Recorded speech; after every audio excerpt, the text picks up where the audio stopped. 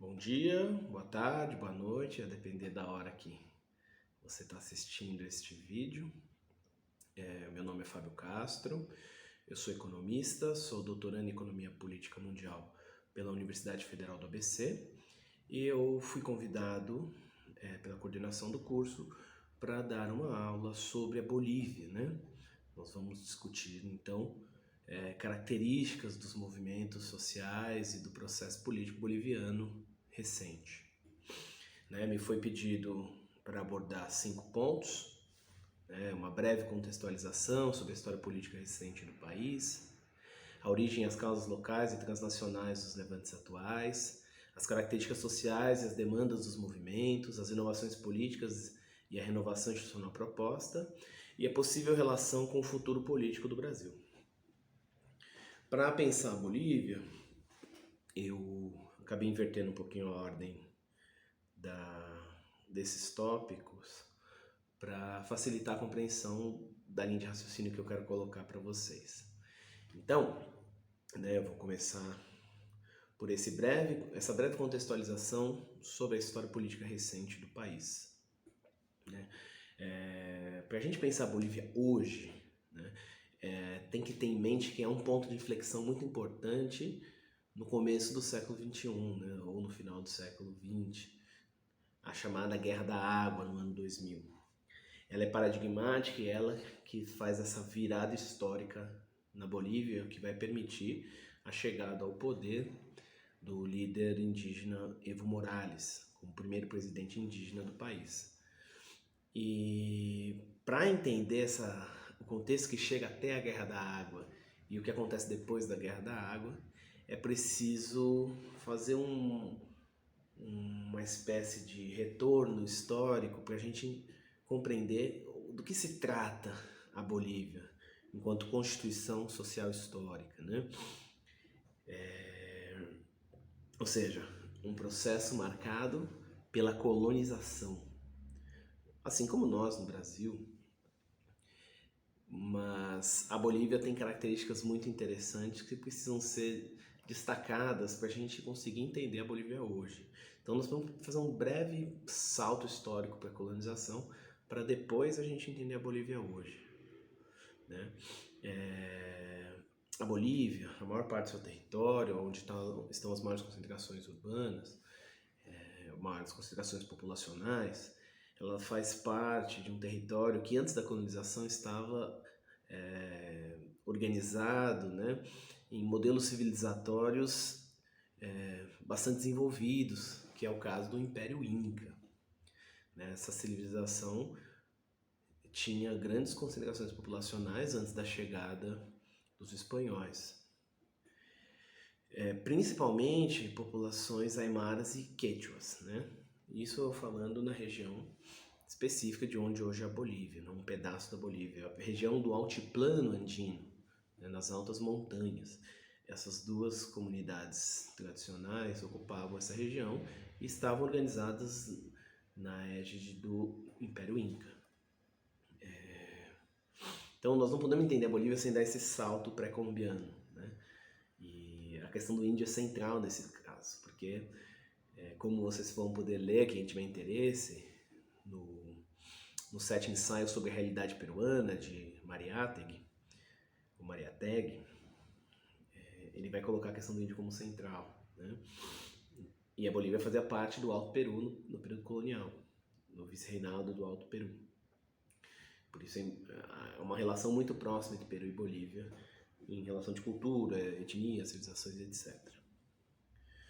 Então, quando a gente pensa em Bolívia, a gente pensa na região, uma parte da Bolívia se trata de uma região que tinha um processo civilizacional em alto grau de desenvolvimento antes da colônia, antes da conquista europeia. O Mariátegui vai chamar do problema da conquista, a chegada dos europeus à região. Mas além do altiplano, evidentemente, a Bolívia tem outros territórios importantes para se pensar essa diversidade que é a Bolívia. Então você vai ter território na Amazônia e no Chaco, que são os principais territórios, além dos Andes, onde outros povos se organizavam em uma rica diversidade cultural. E onde está concentrada, onde tem muita riqueza natural também, onde tem bastante concentração de riqueza natural e em que há o interesse de exploração econômica. Mas essas regiões, muitas vezes, estão organizadas em comunidades tradicionais até hoje que resistem à pressão do capital, né? O fato, né, que agora para a gente avançar, é que essa organização social centenária, né, vamos colocar nesses termos, mas podemos pensar até mais antigos, essa organização centenária, ela foi impactada radicalmente pela conquista europeia, né? Gerando um grande desequilíbrio entre os povos da região, né?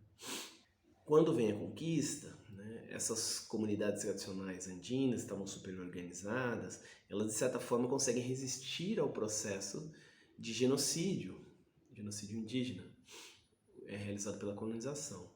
Então na Bolívia você tem uma organização social histórica que vai se estabelecendo numa espécie de sociedade apartada, né, sociedade dividida, ou nos termos de um importante teórico, né, intérprete da Bolívia, o René Zavaleta Mercado, uma sociedade abigarrada, né, uma espécie de um apartheid estrutural, que quer dizer o seguinte, que no país convivem distintas culturas e formas de organização social, mas que ao mesmo tempo pouco se articulam, né? E essa divisão é marcante até hoje na Bolívia.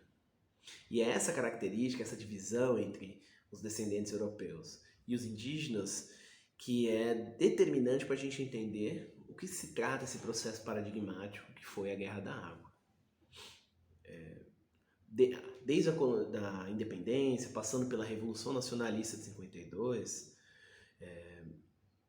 a forma de organização estava centrada ainda numa perspectiva dos descendentes europeus, né?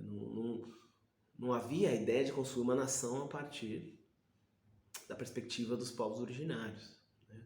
A Revolução de 52, ela que busca romper com as oligarquias bolivianas que ocupavam e exploravam os recursos naturais aos interesses externos, né?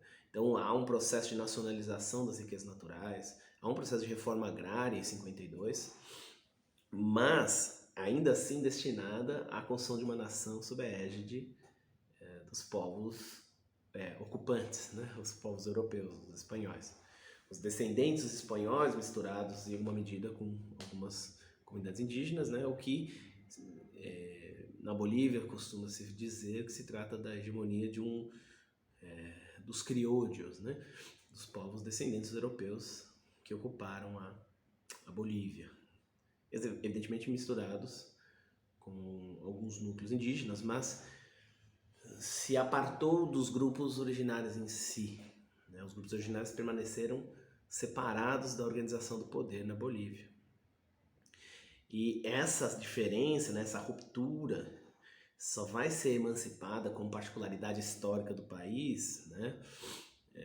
A questão de que a Bolívia se trata de um país de indígenas, quando o desmanche liberal torna insuportável a capacidade de reprodução da vida na Bolívia, né? Lembrando que o desmanche neoliberal boliviano começa antes do que no Brasil, por exemplo. Em 1985 você já tem leis para estabelecer o modelo neoliberal, né, com um famoso economista boliviano chamado Gonçalo Sánchez de Lozada, que depois vai ser presidente do país, vou retornar o nome dele. Mas a população vai sendo pressionada à miséria, né, sem precedentes.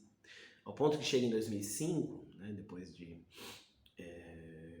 20 anos de neoliberalismo na Bolívia, a população está 60% na pobreza e 15% na miséria absoluta. Então, uma população extremamente marginalizada da sua própria história, né? Então, é a Guerra da Água que vai trazer essa construção histórica como a força popular boliviana, né? Então, a Guerra da Água explode quando o governo neoliberal, né, o poder neoliberal, tenta fazer a privatização das empresas de abastecimento de água. E nesse meio tempo, nessa tentativa, o movimento camponês indígena se revolta E é a partir daí, das grandes mobilizações populares, que essa característica do movimento, né, o movimento camponês indígena, se torna a grande força popular do movimento boliviano, movimento popular boliviano. Evidentemente não surge na Guerra da Água. O movimento popular indígena, né, o movimento camponês indígena, ele já vinha se fortalecendo nos anos 90, né, quando o neoliberalismo já demonstrava esse massacre social da austeridade neoliberal, e emergem algumas figuras importantes, e uma delas é o Evo Morales, né? O Evo Morales, que é um camponês, sindicalista, plantador de coca na região do Chapare. Em 1997, ele é eleito deputado pela Bolívia. E ele foi o deputado mais votado do país em 97, vejam só. E ele se elegeu a partir de uma plataforma política que se denominou Instrumento Político de Soberania dos Povos, IPSP. Porque na Bolívia você não precisa ter um partido para concorrer às eleições, você pode fazer uma organização social que leva candidatos numa perspectiva regional.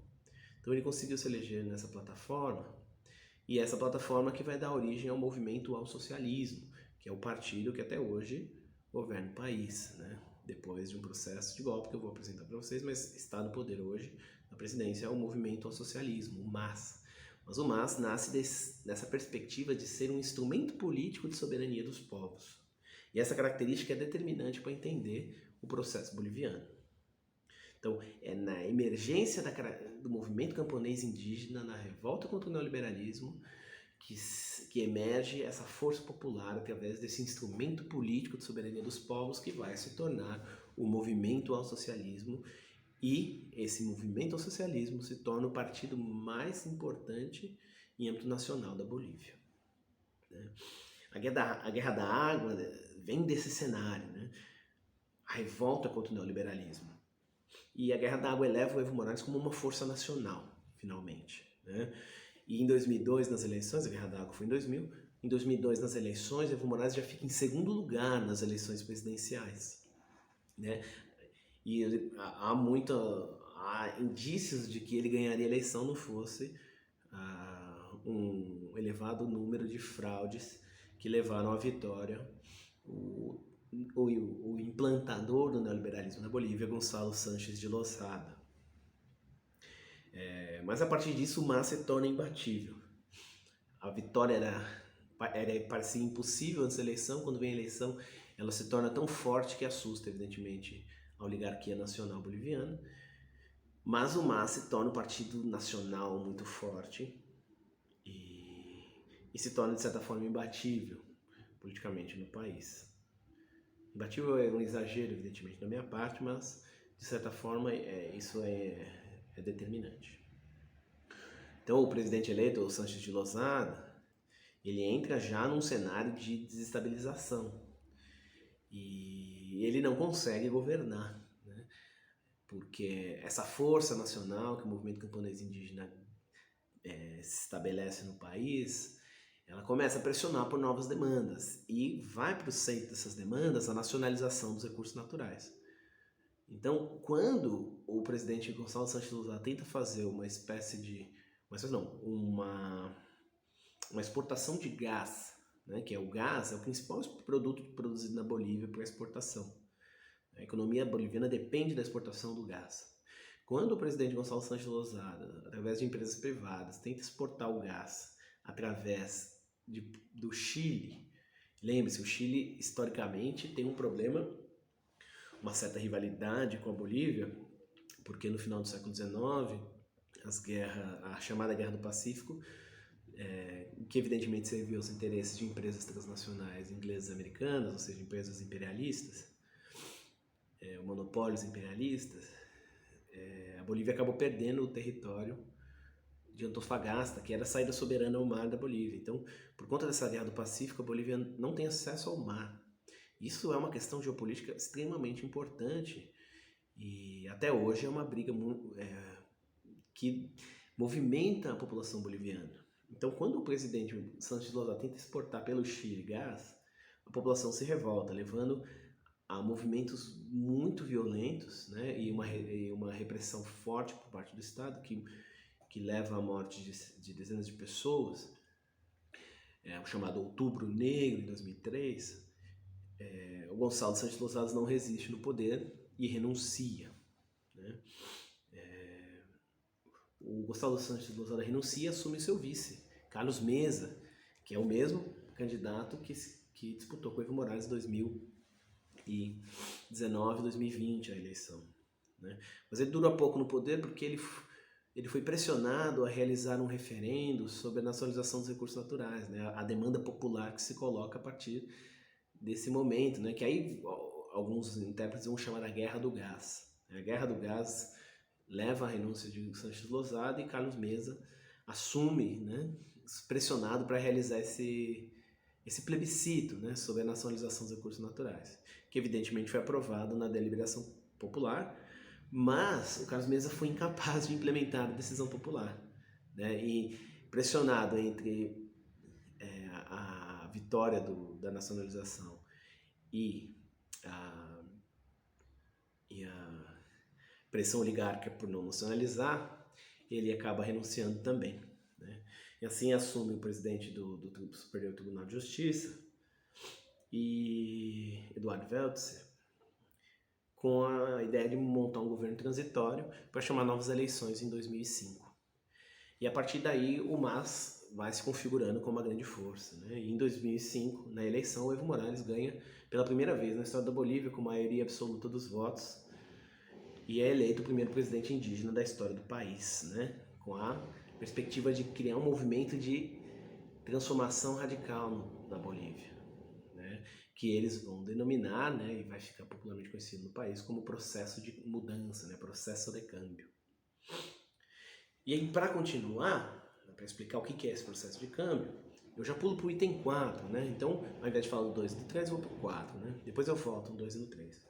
Né, que é o que são as inovações políticas e a renovação institucional proposta. Porque para entender a ebulição política recente, eu preciso entender o que são essas inovações políticas propostas pelo MAS. Por isso que eu vou fazer esse ponto primeiro, depois nós voltamos para os outros. Né? Então, a ascensão do MAS, né, para falar de inovações políticas e renovação institucional, a ascensão do MAS estabelece com a proposta de um processo de mudança, né, esse processo de câmbio, né? Então, se vocês forem, alguém tiver a oportunidade de ir à Bolívia, vai escutar muito sobre o que é o processo de câmbio, seja, mesmo quem vai criticar o processo de câmbio, né?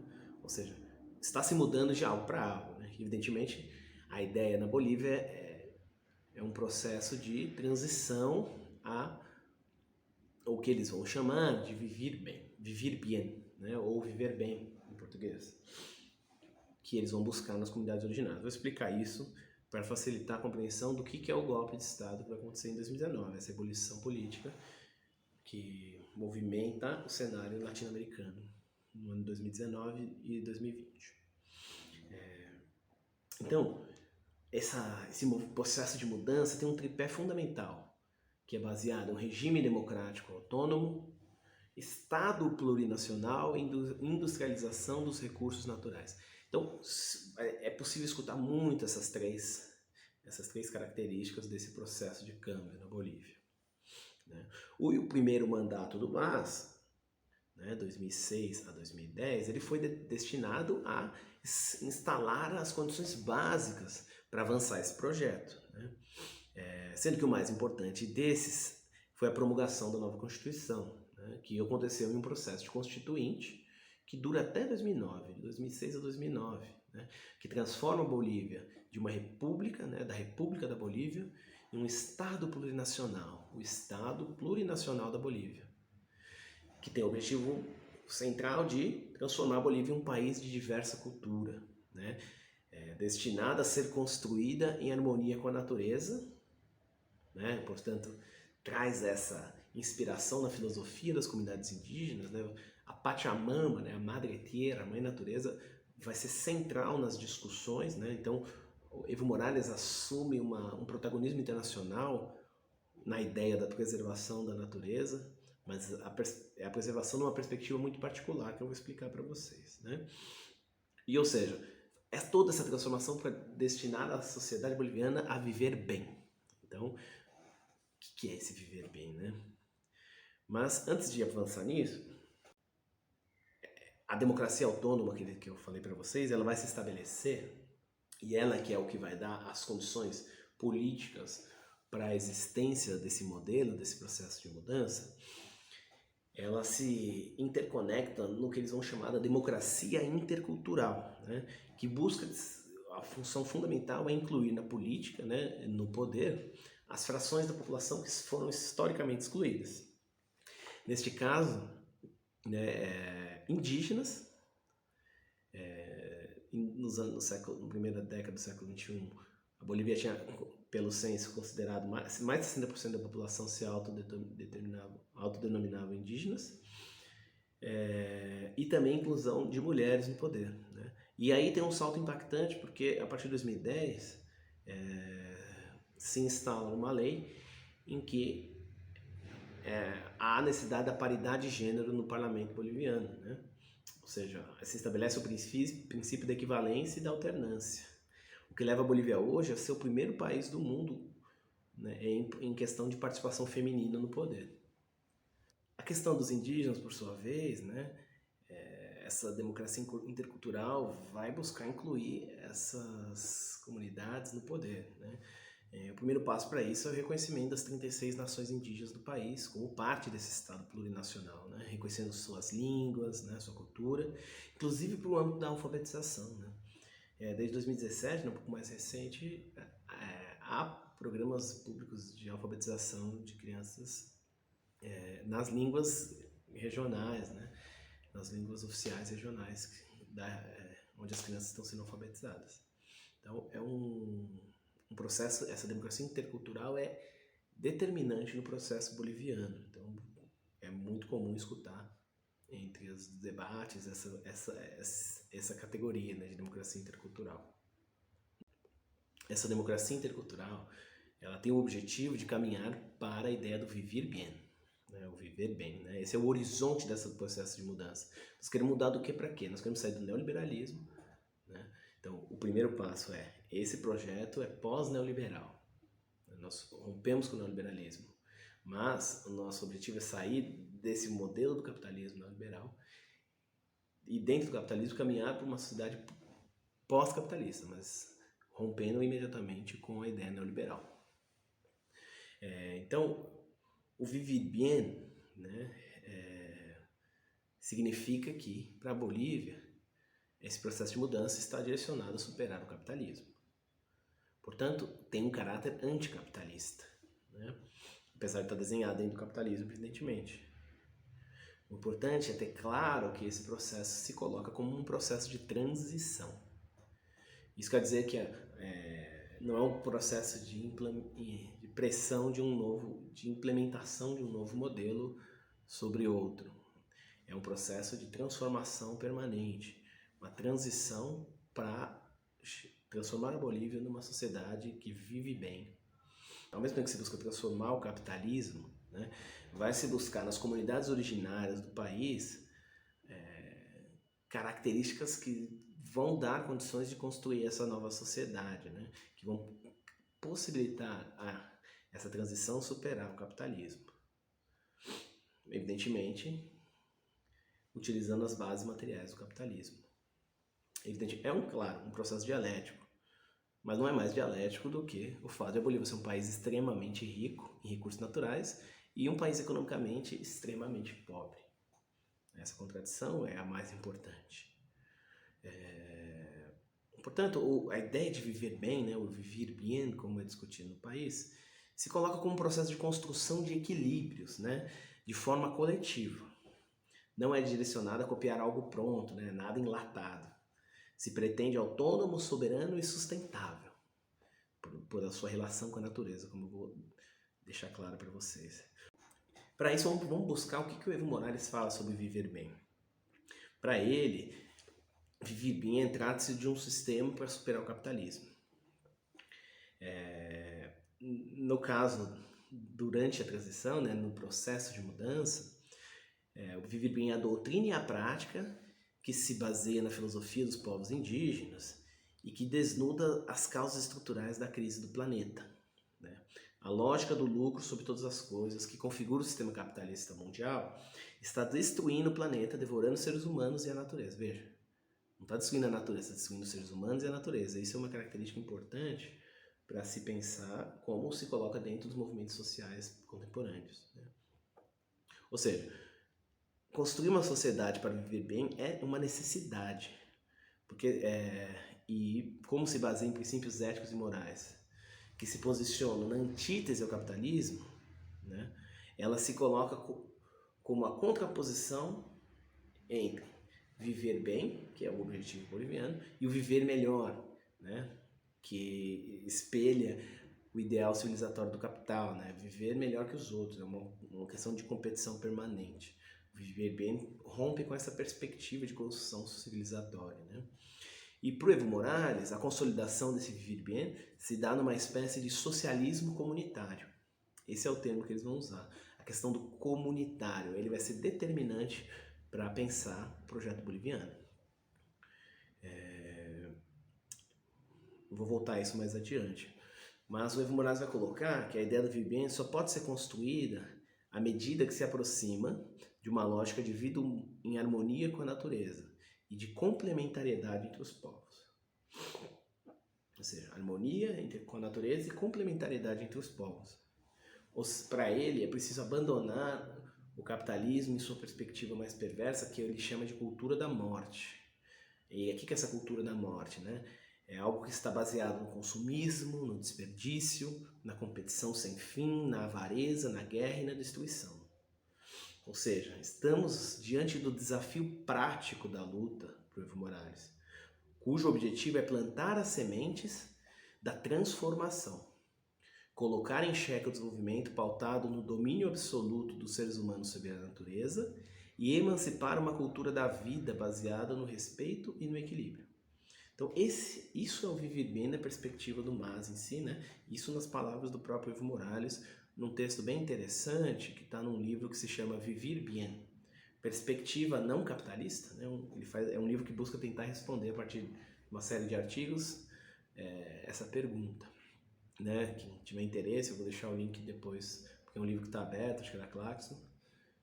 Vou deixar o link no curso para vocês, quem tiver interesse, se aprofundar na leitura, né? É um livro de 2011. E tem a apresentação de Evo Morales, onde ele coloca esses termos. O que é o viver bem de forma mais sintética. O que eu interpreto junto, né, com esses autores desse livro, que é bem interessante, que o viver bem é um movimento que se coloca como uma renovação do humanismo de um lado e do ambientalismo do outro. É uma renovação que busca criar uma simbiose entre esses dois movimentos, né, que aparentemente na sociedade contemporânea está bem apartado, né? Ou seja, nós não podemos abandonar o ambiental em prol do humanismo, simplesmente, e nem o inverso, nós podemos abandonar o humanismo em prol do ambiental. Então, o movimento boliviano busca trazer essa renovação que inclui esses dois movimentos, né? Quer dizer, à medida que essa renovação se origina da reemergência do movimento camponês indígena, né, contra o esmagamento do neoliberalismo, o caminho dessa construção é reconhecer e recuperar experiências de reprodução social próprias. Ou seja, nós vamos construir um movimento de transformação a partir das experiências de reprodução social das comunidades originárias. Nesse ponto que se estabelece o viver bem, né? Mas, muito bonito, mas como viabilizar isso num país marcado por um sistema colonial permanente que impõe a miséria e a segregação? A resposta do MAS, né, do movimento ao socialismo, foi elaborar um novo modelo econômico que se direciona a superar o subdesenvolvimento e constitua condições materiais para que se avance para além do capital. O primeiro passo é estruturar o país, né, para conseguir manter uma estabilidade política e econômica, né, trazer a economia para dentro da Bolívia, não ser uma economia voltada para fora, como historicamente a Bolívia é, né? Uma economia destinada a exportar produto barato para comprar caro. além disso, caminhar para as possibilidades de industrializar os recursos naturais, né? Ou seja, estabelecer um projeto econômico para além da dependência, né? Que precisa romper com a lógica da dependência. Mas isso é um processo, né? Portanto, é um projeto de soberania, né? E um processo de soberania num país de histórico colonial significa um projeto que se estabelece na perspectiva anti-imperialista. A Bolívia, historicamente, é um local privilegiado para a ingerência externa, né? A colonização, né? A independência vem, mas ainda por interesses externos. A Guerra do Pacífico e do Chaco são guerras imperialistas, né?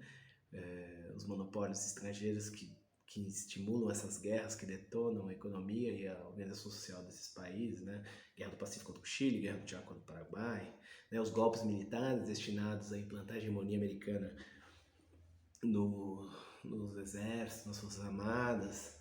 Isso é um ponto importante para o golpe que se deu em 2019.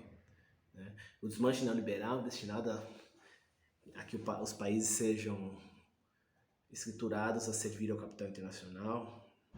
Ou seja, o movimento histórico da Bolívia foi destinado a saquear as riquezas do país para satisfazer interesses externos. Né? O Samir Amin vai colocar, né, o acesso a recursos naturais, né, que é o que a Bolívia tem de mais riqueza, é um dos determinantes do imperialismo. Né? Isso é muito interessante. A Bolívia tem uma relação tão forte com os Estados Unidos que no Walt Disney há um personagem baseado em um milionário boliviano, né? É o Simão Patinho, né? Que é o personagem que inspira o Tio Patinhos, personagem da Walt Disney. Né? Ele era um milionário boliviano da exploração do estanho, que com a Revolução Nacional de 52 é expulso da Bolívia e vai para os Estados Unidos. Mas ele já tinha uma relação muito forte com os americanos. Não é diferente com os militares que deram o golpe na Bolívia, que estão todos escondidos nos Estados Unidos. Inclusive alguns, como o ministro Arturo Murillo, que está lá nos Estados Unidos, chegou a ser preso lá, mas está solto. Né? Nesse sentido, esse projeto soberano vai se estabelecer um novo modelo econômico, que tem à frente o economista Luiz Arce, que é exatamente o candidato que foi candidato às eleições de 2020 e hoje é o presidente da Bolívia. Né? Ele que é um dos formuladores desse novo modelo econômico. Um modelo econômico que vai se estabelecer com o protagonismo do Estado. Por quê? A Bolívia nacionaliza os recursos naturais, como já contei para vocês, né? Em um plebiscito em 2005, que aprova, mas o Carlos Mesa não implementa, mas quando o Evo Morales ganha em 2005 e assume em 2006, ele implanta a nacionalização dos recursos naturais. Um modelo que precisa ser estudado mais profundamente, mas a participação do Estado nos resultados da exploração de recursos naturais é muito maior. Ou seja, esse novo modelo econômico vai se basear nesses recursos nacionalizados. E o que a Bolívia tem para oferecer ao mundo é a produção de energia, porque um dos seus principais produtos é o gás e o petróleo, e alimentos, porque a Bolívia tem na região do Chaco principalmente terras agriculturáveis bastante grandes. Então, a ideia do modelo era aproveitar essas oportunidades que a Bolívia pode oferecer ao mundo para constituir um novo modelo econômico, mas um modelo que parte disso para se transformar, e não que se torna isso o fim em si. Assim como a estabilidade. Para esse modelo econômico, a estabilidade não é um fim em si, né? É o ponto de partida para avançar um novo modelo econômico. Então, o gás permanece sendo o grande produto exportador da Bolívia. A diferença é que os excedentes da produção são destinados a redistribuir a riqueza no país de diversas formas, como eu vou mostrar para vocês, não mais para apropriação privada, como é historicamente, como o neoliberalismo adoraria. Além disso, a ideia é diversificar a economia, e o principal agente de diversificação da economia é a industrialização dos recursos naturais. Esse é o ponto-chave que gera sérias complicações em confronto com os interesses externos. Portanto, o Estado é o agente central, né, o protagonista da economia. Ou seja, eu rompo com o neoliberalismo, que quer menos Estado, menos tudo, e estabeleço uma economia baseada no Estado, em que o Estado, dentro do capitalismo, corrija as falhas as principais falhas, as falhas mais gritantes, para propiciar a possibilidade de um nível de vida menos desigual no país, se distribua a riqueza para que a economia possa girar. Um país sem distribuição de renda, a economia não gira internamente, ou seja, eu transfiro para dentro da economia o dinheiro que antes era mandado para fora, né? Para isso eu constituo uma moeda mais forte, uma moeda capaz de ter estabilidade e não seja dolarizada, né? Então você rompe com a dolarização e possibilita que a economia boliviana gire, né? Não está muito distante de um keynesianismo, né? Mas eu diria, e estou tentando cunhar esse termo na minha tese, que é uma espécie de keynesianismo de transição. É uma coisa bem complexa, porque o Keynes não queria transitar para outro lugar, né? Ele queria salvar o capitalismo, né? E ele propõe uma economia baseada em um Estado atuante que corrigisse as falhas do mercado, né? Nesse caso, o Estado atuante para corrigir as falhas, mas agindo no sentido de possibilitar a transição para uma nova sociedade, nesse caso, a sociedade do vivir bien, né? O socialismo comunitário. Portanto, o novo modelo estabelece a crítica ao livre mercado de ponto. Ela se propõe a ser pós-neoliberal, né? Nesse sentido, né, o objetivo, por fim, do modelo econômico é promover a inclusão social através de emprego e renda, portanto, na lógica normal do capitalismo, fortalecer a demanda interna, superar o endividamento externo e manter a estabilidade dos preços e da moeda. Ou seja, é um projeto que, de fundo, é basicamente uma ideia de desenvolvimento endógeno, virar a economia para dentro, tirar uma economia que era para fora para dentro, né? E por isso, nessa configuração, esse novo modelo se denomina novo modelo econômico, social, comunitário e produtivo, né? Vou mostrar aqui para vocês um esquema que eu fiz de como ele funciona, né? Ele tem dois pilares, né? O setor estratégico e um setor gerador de emprego e renda. Esses dois setores vão funcionar através da engrenagem do Estado, que é protagonista. Essa engrenagem precisa gerar o setor privado, ajudar e incentivar o setor privado, comunitário e cooperativo, né? Então você continua dentro do capitalismo com o setor privado, existe a apropriação privada na Bolívia, só que você usa os recursos excedentes para incentivar outras formas de economia para que essa seja uma mola propulsora para uma nova sociedade. Nesse caso é o âmbito comunitário, porque é no resgate, né, da reprodução social das comunidades originárias que se pode construir, né, que se imagina que se pode construir essa nova sociedade boliviana, né? Então, dentro dos recursos do setor estratégico, né, energia, gás, petróleo, mineração, etc., é o setor mais rentável do país. Esse setor estando nacionalizado, os recursos entram no Estado e são redistribuídos na economia. Por um lado, retorna ao setor estratégico através da industrialização dos recursos, e isso eu vou demonstrar porque isso é um ponto muito importante, talvez um dos que gere mais complicações, é o mais ousado, vamos dizer assim, né? Você busca incentivar o setor gerador de emprego e renda, né? Seja privado, cooperativo, comunitário, que vão atuar no comércio, no turismo, agricultura, etc. E você redistribui a riqueza através de programas de transferência de renda, outros programas sociais, infraestrutura, que é muito importante, né? Veja, e isso você vai transformando a economia para dentro, né? Deixando que a riqueza gire dentro do país e não para fora. Acho que essa é a estratégia, né? Fazer a economia girar para dentro para que ela crie condições para superar o capitalismo. Porque a economia dos países colonizados é historicamente destinada a servir aos interesses externos. Então, nesse ponto, ela é anti-imperialista, né? Ela quer soberania. O primeiro ponto para você avançar nesse sentido seria a construção de infraestrutura. A Bolívia é um país extremamente defasado de capacidade estrutural, né? Primeiro porque a Bolívia não tem um porto para que a produção seja vendida para o mundo, né? A verdade é que o principal produto boliviano é a exportação do gás e o principal consumidor é o Brasil, né? E a Argentina. Mas a Bolívia poderia produzir outras coisas e exportar, mas não faz porque não tem saída ao mar e, de certa forma, isso complica as relações econômicas. Mas a Bolívia trabalhou forte nesses 3 mandatos do Evo Morales para construir infraestrutura.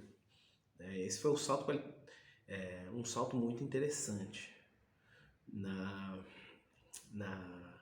no projeto, né? Ou seja, houve um grande impulso à integração do país, seja através da pavimentação de rodovias, transporte urbano, acesso à eletricidade, telecomunicações, escolas, universidades, hospitais.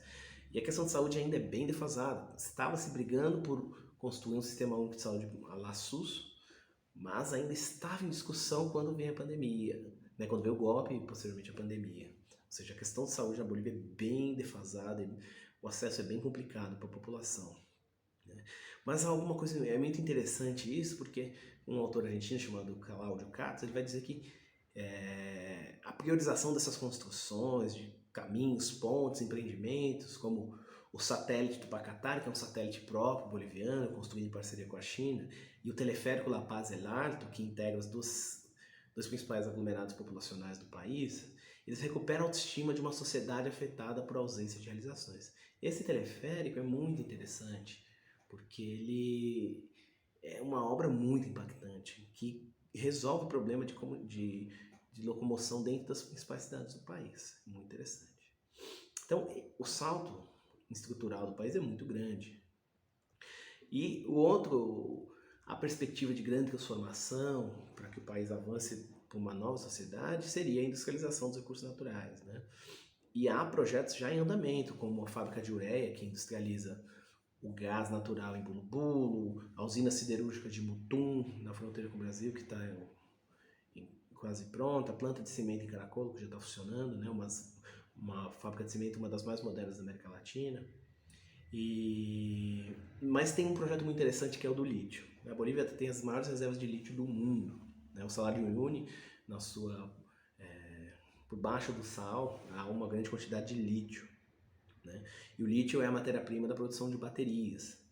E ao ter essa condição geográfica, né, de recursos, a Bolívia, no projeto nacional de soberano, resolve que vai utilizar isso como uma política pública para posicionar o país como um agente ativo no mercado internacional, né? Ou seja, você vai estabelecer um projeto de longo prazo, você não vai deixar que outros países, empresas do imperialismo absorvam esses recursos sem valor agregado no país, né? Ou seja, a Bolívia quer ser um agente dinâmico do mercado de baterias, ou seja, um dos mercados mais dinâmicos do capitalismo contemporâneo, dentro da perspectiva de transformação da matriz energética, que você quer transformar nos países envolvidos a frota de automóveis por veículos elétricos. Então, você mexe com os interesses de grandes transacionais do mundo, que não têm acesso ao lítio, e a Bolívia tem, né? Não à toa, né, se suspeitou de que o lítio era o responsável pelo golpe, né? O interesse sobre o lítio era o responsável pelo golpe do Estado de 2019. Mas isso eu vou colocar isso mais para frente. De toda forma, o lítio já está avançando, já tem produção de carbonato de lítio e outros produtos a partir dos resíduos da produção do lítio, que viabilizam uma indústria rentável para o país. Ainda não tão rentável, porque ainda não se produz a bateria, nem tem tecnologia para isso. Foi tentado parceria com empresas estrangeiras, evidentemente parcerias, não relação de patrão-empregado, né? O Evo Morales sempre falava, nós queremos parceiros, não patrões, em seus discursos. Então, o projeto do lítio está avançando e é possível que a Bolívia faça mais barulho nesse mercado ainda daqui para frente, uma vez que o governo reverteu o golpe que foi dado em 2019. Então veja, essas são as inovações, né, do processo político boliviano. Essa é a construção que está colocada e que é derrubada por um golpe, mas dada a sua força retorna rapidamente ao poder em menos de um ano. E eu vou explicar como se dá esse golpe, né? Mas antes disso, colocar um quadro de indicadores sociais para vocês terem uma ideia do que se foi feito entre 2005 e 2018 no país, né? A pobreza cai a pobreza extrema cai de 16,4% para 4,1% da população. A pobreza, né, cai de 59,6% da população para 34,6%. A desigualdade, através do índice de Gini, cai de 58,2% para 42,2%. É a maior queda no índice de Gini da região. no período, né? A participação da renda dos 10% mais ricos, de 45,3%, cai para 30%, 30,4%. A participação na renda dos 2% mais pobres, a participação na renda dos 20% mais pobres cai de 2% para 4,6%, sobe de 2% para 4,6%. O salário mínimo de $63 vai a $307, né? O acesso à eletricidade, de 68%, alcança 95% da população. O acesso ao saneamento básico, que ainda é um gargalo no país, sobe de 43% para 57% da população, mas isso em 2015. Né? Eu não consegui dados mais atualizados, mas havia grandes projetos de acesso ao saneamento básico. Então, é até aí que avança esse projeto. Né? E é um salto muito importante, tá?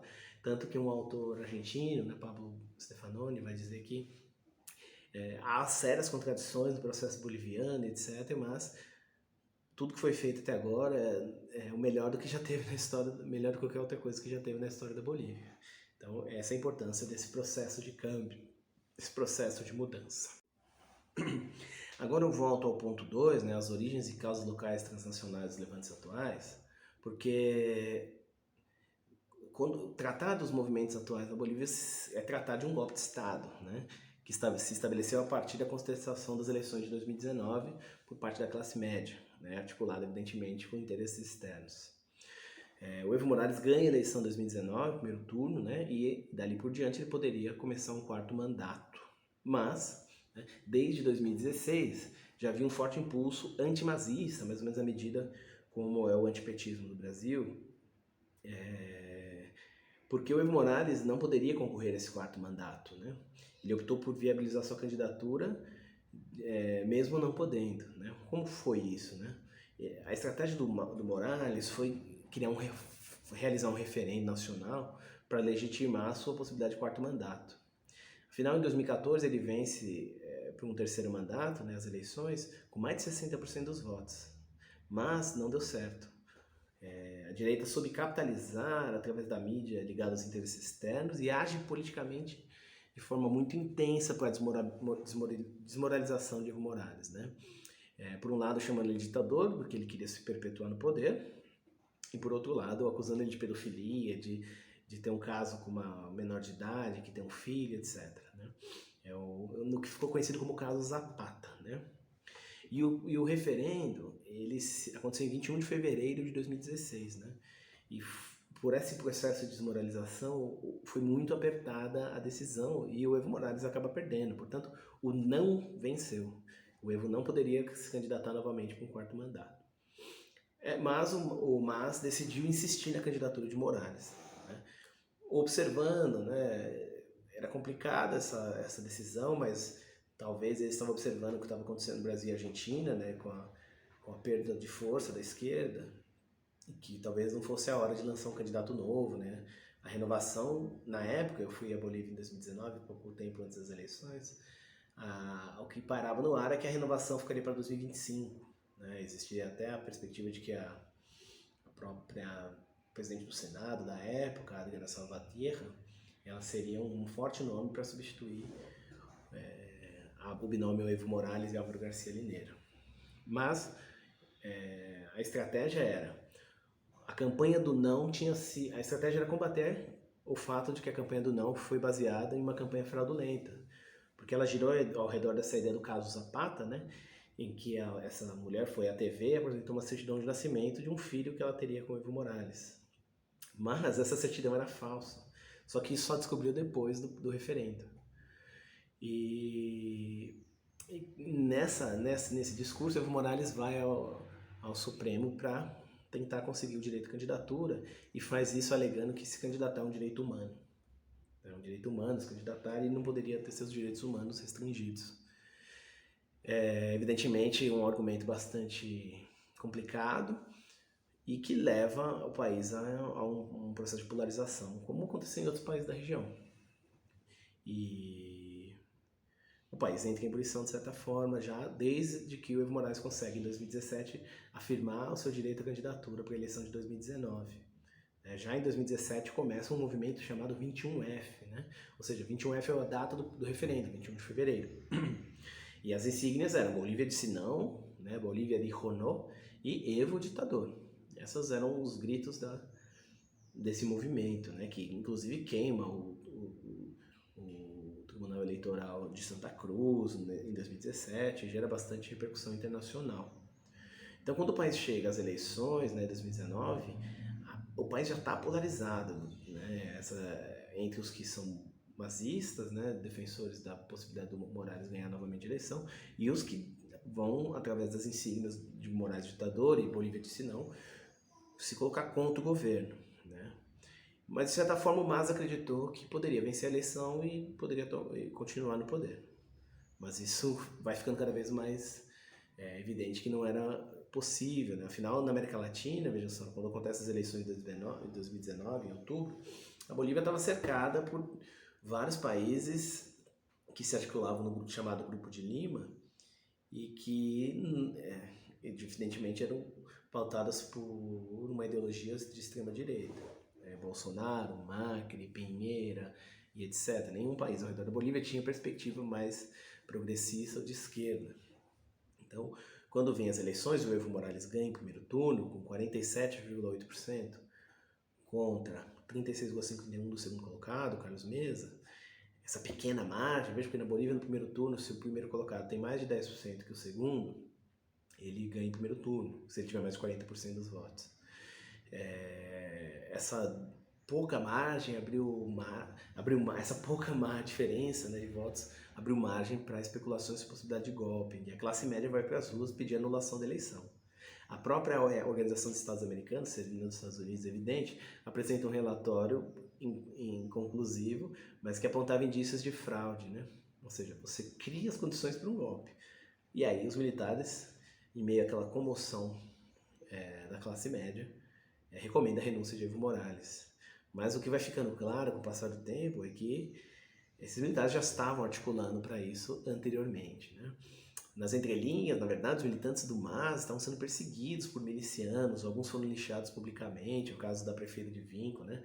Que foi uma cena de terror que rodou o mundo.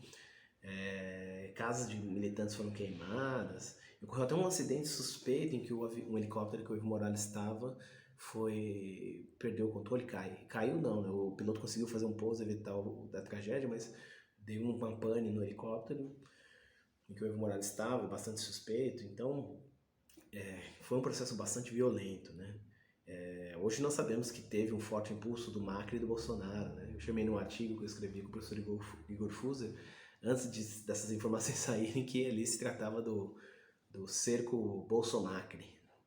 E essas mobilizações tiveram treinamento, envio de armas, dinheiro, etc. Foi bastante complexo esse processo e muito violento, né? Quando o golpe se estabelece e a população vai às ruas contra o golpe, quase 40 pessoas morrem, né? Porque o exército estava autorizado a atirar para matar. Ou seja, houve um golpe de Estado clássico, né? Os militares recomendam um presidente que renuncie e colocam no lugar políticos de interesses de extrema-direita, neopentecostais, cristãos, etc. Assim como o poder que estava estabelecido nos países mais poderosos da região, como o Brasil. Ou seja, se estabelece um golpe de Estado, né? E aí começa essa discussão sobre quais seriam os interesses, né? Porque os recursos bolivianos, historicamente, são interessantes para os monopólios imperialistas, né? Principalmente o lítio, nesse caso, como eu já falei, né? O próprio senador dos Estados Unidos, Richard Black, declara, né, que, olha, se o Morales ganhar de novo, ficaria difícil para os interesses americanos, né? Principalmente em acesso ao lítio. Depois o próprio Elon Musk, num comentário no Twitter, fala que poderia dar golpe onde quisesse, e a Tesla, que é a sua empresa, tem muito interesse em acessar o lítio, porque é uma dos maiores produtores de carros elétricos, né?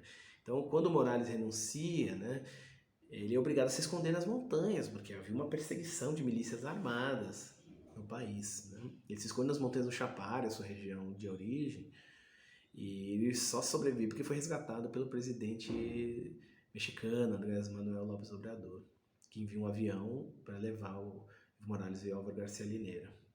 E muitos outros bolivianos foram exilados lá no México. E depois, quando o Macri perde na Argentina e o Fernandes assume na Argentina, muitos vêm para a Argentina para poder estar mais próximo da Bolívia para fazer a campanha para as eleições de 2020, né? Mas os movimentos sociais não ficaram parados, né, quando o golpe é dado. Os movimentos sociais foram às ruas, né, tentarem viabilizar o golpe, mas foram interrompidos por massacre, né, como eu disse, quase 40 pessoas morreram, né, e outras centenas ficaram feridas com tiro de bala de verdade, né. E o comando era da senadora Jeanine Áñez, né, uma cristã conservadora do Beni, né, que é um estado perto do Brasil, que ela assume, né, após a reforma, a renúncia do Morales, e de forma ilegal, né? Hoje a gente sabe que ela entrou no palácio do governo com a Bíblia em punho, né, junto com o representante de Santa Cruz, Luiz Fernando Camacho, que foi um dos que mais mobilizou a classe média para se colocar contra o Morales e exigir renúncia. Eles entram no palácio com a Bíblia em mãos, beijam em cima da bandeira, uma cena de filme de terror, né? E enquanto isso, fora do palácio, milicianos queimavam a bandeira Huipala, né? A bandeira quadriculadinha dos povos andinos. Então, foi um festival de terror na Bolívia, né? Hoje a gente sabe que houve uma reunião na Universidade Católica boliviana, em que Áñez foi decidido o nome de Áñez para assumir o poder, né, com a participação da igreja, toda essa direita boliviana, articulada pelo reitor da Universidade Maior San Andrés, que é a universidade mais importante do país, estava presente embaixador brasileiro, argentino, etc. Então, um golpe clássico, que cada vez mais vai sendo desnudado, né? A Áñez se estabeleceu no poder e esses massacres contra os movimentos sociais foram notadamente os de Sacaba e Sencata, né? Duas regiões lá na Bolívia.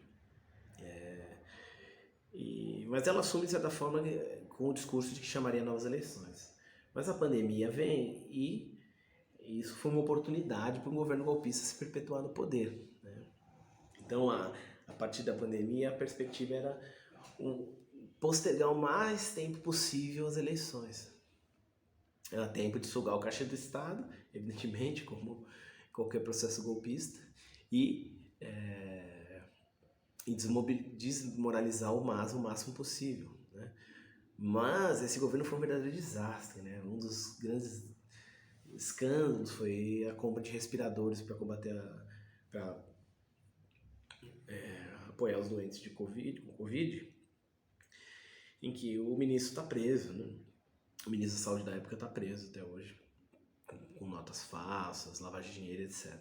Bom, então o governo golpista foi um desastre econômico e social e possibilitou que os movimentos sociais voltassem às ruas para exigir a realização do pleito, né? O retorno à democracia no país.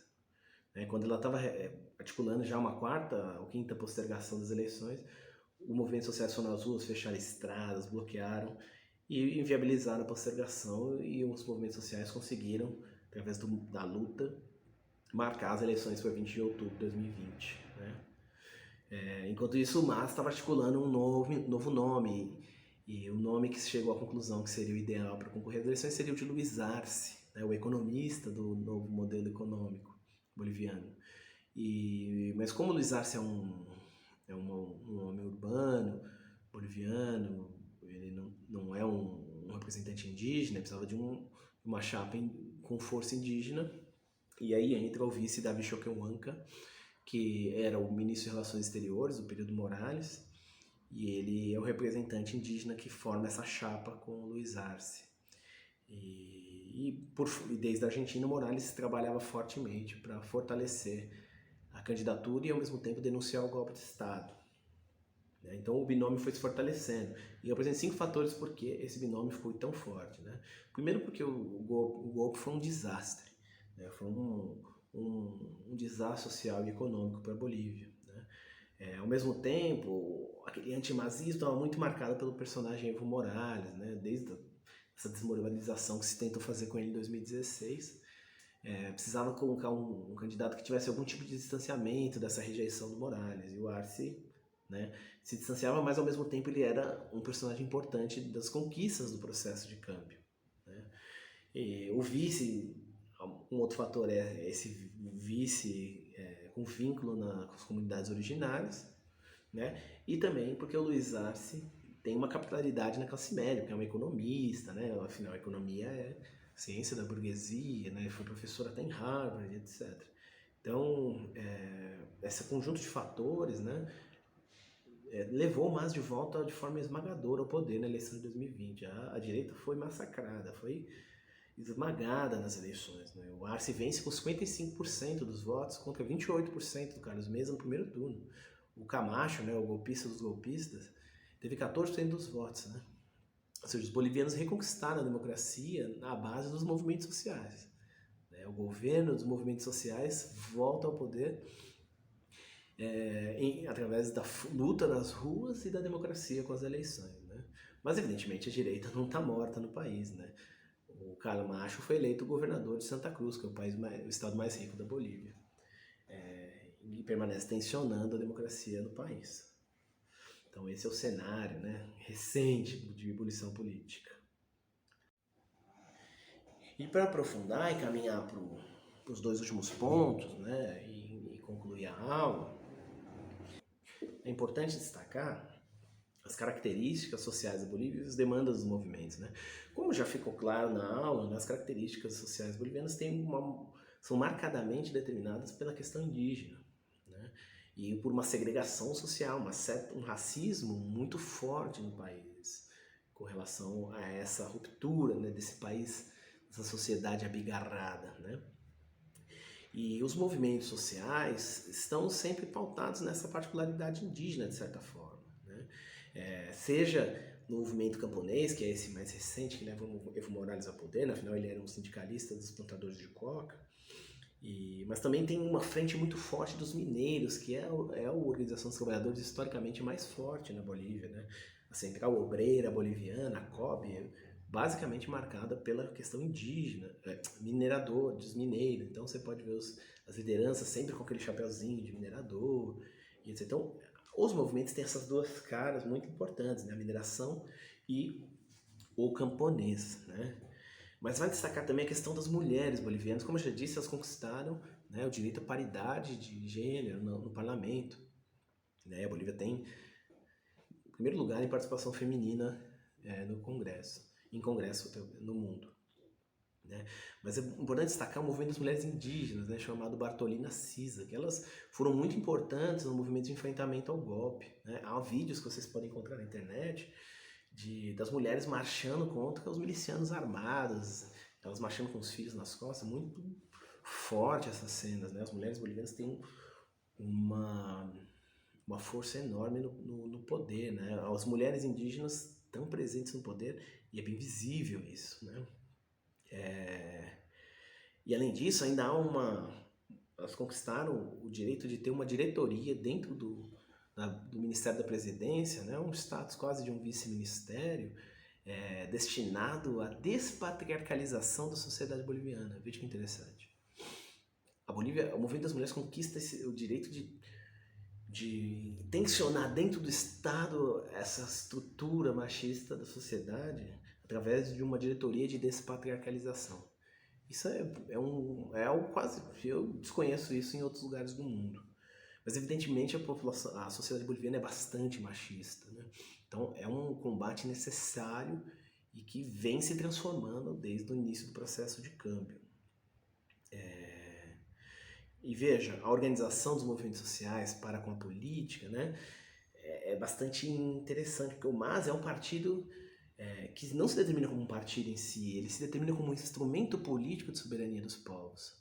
Veja, isso é muito importante. Eles fazem questão de sempre falar que é o MAS e PSP.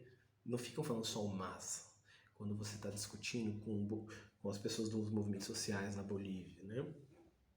E isso explicita como o governo se comporta, né?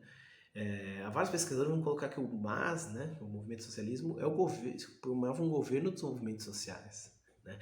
Tem um vice-ministério também dentro do Ministério da Presidência, né, uma espécie de... O Ministério da Presidência é como se fosse a Casa Civil. É um vice-ministério de coordenação dos movimentos sociais. Muito interessante, porque é a porta aberta para os movimentos sociais acessarem o poder.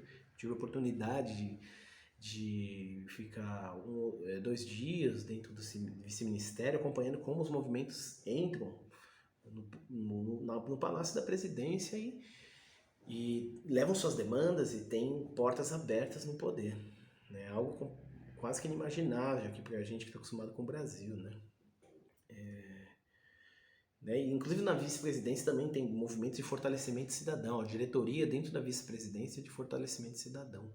A vice-presidência na Bolívia ocupa um papel político diferente aqui no Brasil, né? Um papel muito mais ativo, tem a presidência da Câmara dos Deputados e etc. E dentro há muita produção de organização para os movimentos, de conhecimento, formações, etc.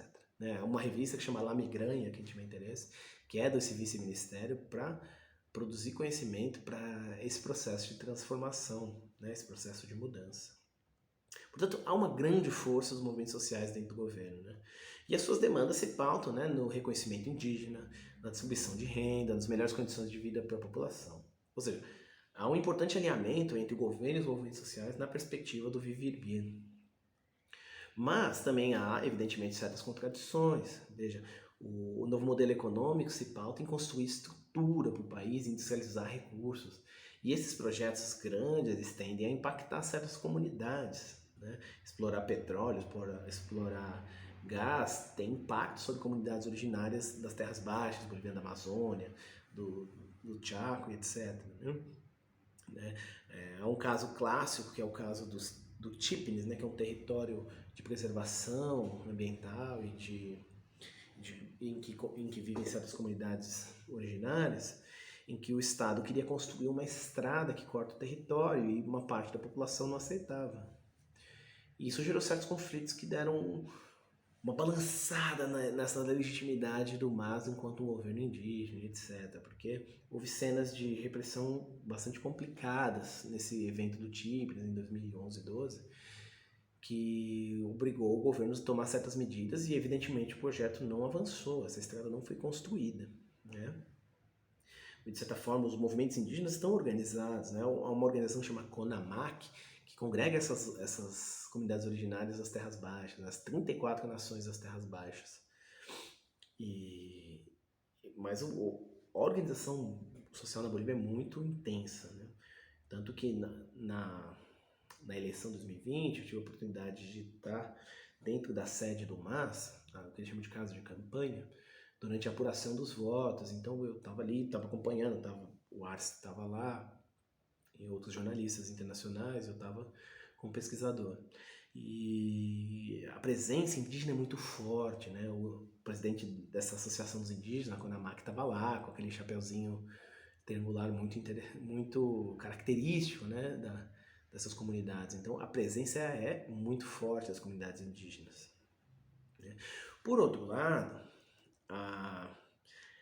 o processo de desenvolvimento dentro do capital cria uma certa nova classe média no país. E nesse caso, uma classe média indígena, de origem indígena, principalmente Aymara. E a cidade de El Alto é paradigmática nesse sentido. A cidade de El Alto é vizinha de La Paz, ela está no alto. Então, aquele teleférico que eu mostrei para vocês, ele liga as duas cidades. E El Alto é uma cidade que tem se desenvolvido muito rapidamente no processo de campo. Ela é um grande símbolo dessa mudança. E ela como a Bolívia tem um processo de muita informalidade no trabalho, e essa classe média se desenvolve nesse processo empreendedor, entre aspas, não vou problematizar o termo, mas ele é super problemático, essas novas classes médias passam a demandar novas questões, mais ligadas ao âmbito individual. Então passam a questionar o protagonismo do Estado na economia. E, em certa medida, a vitória de Eva Copa para prefeita de El Alto nas eleições municipais desse ano, na Bolívia, ela indica isso. A Eva Copa era uma senadora do MAS, foi a senadora que ficou no poder, não se exilou, e ela articulou, inclusive, foi importante para a realização das eleições de 2020, mas ela ganhou certo protagonismo e queria concorrer pelo MAS à prefeitura de El Alto. Mas houve uma ruptura dentro do MAS, que muitos masistas não aceitavam, acreditavam que a Eva, na verdade, traiu o MAS, ficando no país, e negociando com a presidenta de facto, a Jeanine Áñez. Então a figura dela era problemática dentro do MAS, mas para Helato ela era um personagem muito importante. E o MAS, ao não validar a sua candidatura a prefeito, perde uma força muito grande em Helato, porque ela ganha por uma nova agrupação, que não é na de partido, chamado Ralhalia Bolívia, e ela ganha com mais de 90% dos votos a eleição para prefeito de El Alto. Né? Nesse discurso, nem de esquerda nem de direita, né? Pautado muito nos discursos individuais, mas com uma perspectiva indígena. É muito interessante El Alto porque você tem prédios, né, chamados cholets, que são muito típicos, são como se fossem as construções aimaras da classe média boliviana indígena. Como esse aqui, por exemplo, é muito interessante. E é uma cidade em constante transformação, construções, etc. Você pega o teleférico, anda, você consegue ver tudo isso. Então, Elato é uma cidade paradigmática e o MAS perde a prefeitura dessa cidade para Eva Copa, que era uma senadora do MAS até antes de decidir o nome, quem se candidataria pelo MAS para a prefeitura de Elato. Então você cria uma cisão aí com um movimento de classe média indígena, veja que interessante. E isso está acontecendo, a gente ainda não pode tirar conclusões precipitadas, mas gera certas tensões dentro do movimento ao socialismo. Né? Mas o que é importante destacar é que a Bolívia, mesmo nessas condições, ela tem um histórico de organização de movimentos sociais. Né? Na Bolívia eles falam que até os palhaços são sindicalizados. Né? É um povo lutador, um povo que briga mesmo. E vai até o fim nessa disputa política, né, do mundo colonial. Né? E a construção de um novo horizonte pós-capitalista, né, a perspectiva para isso, depende de construir equilíbrios nesse universo tão diverso. Né? E para concluir, né, rapidamente, né, só pensando numa questão regional, né, o ponto 5 era a possível relação com o futuro político do Brasil, né, mas eu acho que a gente pode falar até regionalmente. A emergência do Evo Morales como força política, a possibilidade de se estabelecer o processo de mudança tem muito a ver com o processo de vitória de uma política progressista na região, né, na América do Sul, na América Latina. Né? A Bolívia se coloca como um ator ativo desse processo de integração sul-americana dos governos progressistas na primeira e começo da segunda década do século XXI. Né, passa a compor organizações regionais, o Sul, Mercosul, ALBA, né? A Bolívia avança nesse sentido da alternativa bolivariana para as Américas, coisa que o Brasil, por exemplo, não assina. Né? A Bolívia entra na perspectiva de uma mídia dessas organizações, na Telesur, o Brasil também não entrou, mas a Bolívia entra, né? Uma perspectiva regional de mídia, com força, etc. Né? Mas o Brasil é a grande liderança regional. Né? O Brasil não entra em certas tentativas de avançar ainda mais um projeto popular que a Bolívia tentou e ousou mudar a Constituição e etc. Mas evidentemente essa onda de integração, de transformação progressista, ela é rompida, né? Com os golpes no Brasil, no Paraguai, né? Com a vitória do Macri na Argentina e etc. Então, a extrema-direita parecia que ia tomar todo o poder na região, mas na Argentina o desastre macrista é vencido pela esquerda novamente, com Fernandes, né? E quando o Luiz Arce vence na Bolívia, nessa reviravolta impressionante na democracia boliviana, começa já a se especular de que começaria uma nova onda progressista na América Latina. Né? Mas evidentemente a Bolívia é um país que ela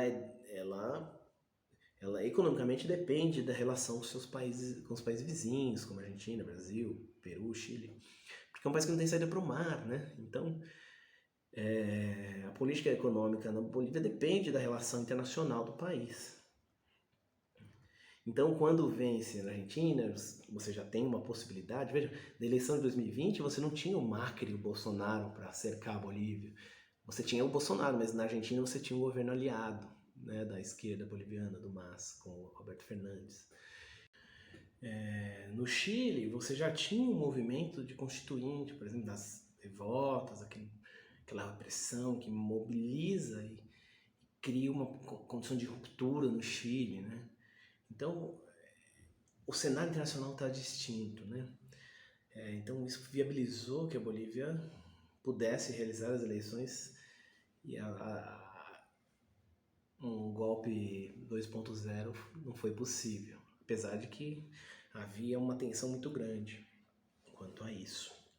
Então, com a vitória de Fernandes, a vitória do Arce, esses movimentos no Chile, que agora já tem a Constituinte e tudo,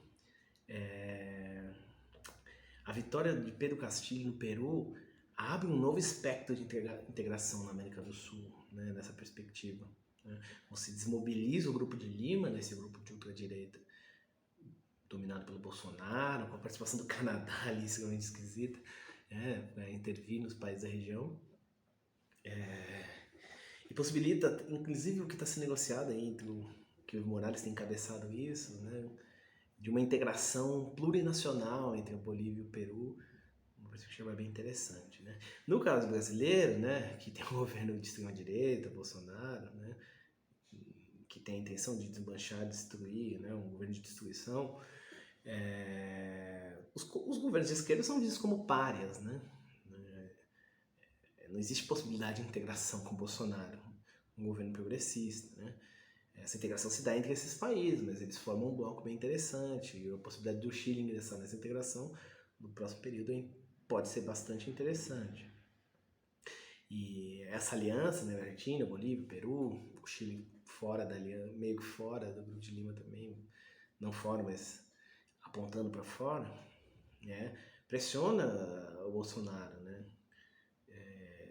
e vai desarticulando essa força da extrema-direita na região, como força institucional, né, evidentemente é um processo tenso que não vai se desmobilizar mesmo que o Bolsonaro perca as eleições, né, está estruturado no âmbito extra-oficial, né? Nas milícias, ultradireitistas que estão alinhados aí pela América Latina, tem na Argentina, na Venezuela, na Bolívia tem, no Brasil, etc. Bom, então essa ultradireita, né, esse movimento reacionário, extremamente lamentável, mas real, ele é presente. Isso não vai acabar da noite para o dia, né? Mesmo que Bolsonaro perca a eleição. Eles vão permanecer tensionando a vida política na região. Mesmo com uma vitória aqui no Brasil, né, de um candidato progressista, né, hoje o Lula parece com maior condições de vencer as eleições, mas ainda tem muita lenha para queimar até a eleição, tudo pode acontecer. Né? Então, uma possível vitória de um candidato de esquerda, centro-esquerda, um progressista no Brasil, cria a possibilidade de que essa aliança entre Bolívia, Argentina, Peru, caminhe para uma nova onda progressista, agora uma segunda oportunidade de avançar ainda mais para um caminho de uma sociedade mais justa, né?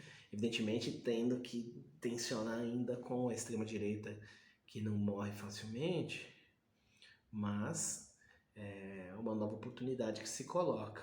Mas ainda o Brasil, lembre-se, é um monstro na América Latina, é um país gigantesco, né, que pouco se integra na região, né, a gente pouco conhece a cultura dos outros países, a população em geral, eu digo, e essa característica dificulta essa integração, mas